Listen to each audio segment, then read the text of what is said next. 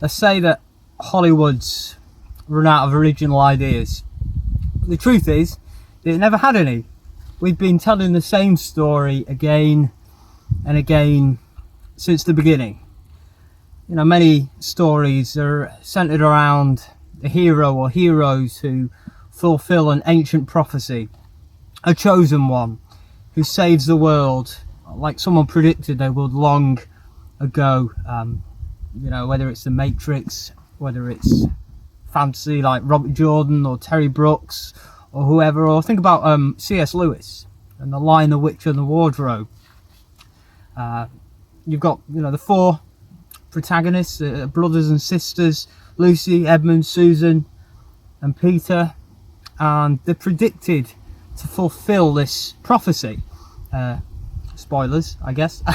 And their friends, Mr. and Mrs. Beaver, who, if you haven't read the book, are beavers, as the name suggests. And they tell these four, their brothers and sisters, that there's a prophecy where two sons of Adam and two daughters of Eve, that means two boys and two girls, will sit on the four thrones of Cair Paravel, like the capital of Narnia, and the reign of the White Witch, the villain of the book, will be over and evil will be defeated.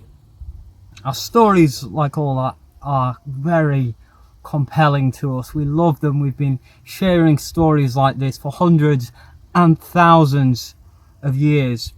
We see these characters face a lot of opposition on the way, but they stick to their purpose, they stay on mission, and they persevere in their quest, and they fulfill all these prophecies about them, even if they themselves aren't trying to do it. The truth comes and the evil is defeated, the good guys win in the end.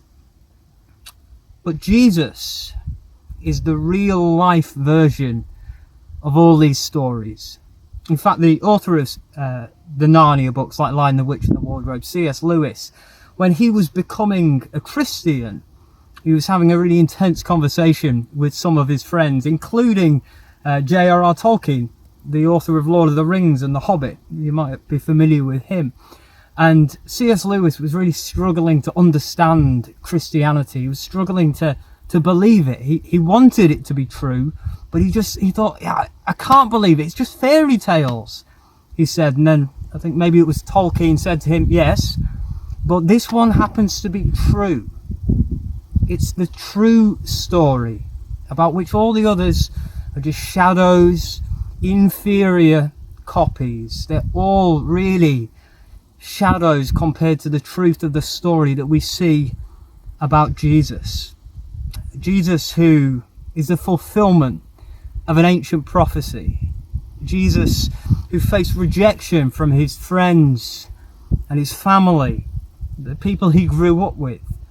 Jesus, who continued to press along this difficult path to which he'd been called. On today's videos, today's sessions, we're going to be looking closely at Jesus' mission. We've looked at John the Baptist, we've looked at the disciples, and today we're going to be looking at Jesus and the start of his mission and how he revealed that at Nazareth.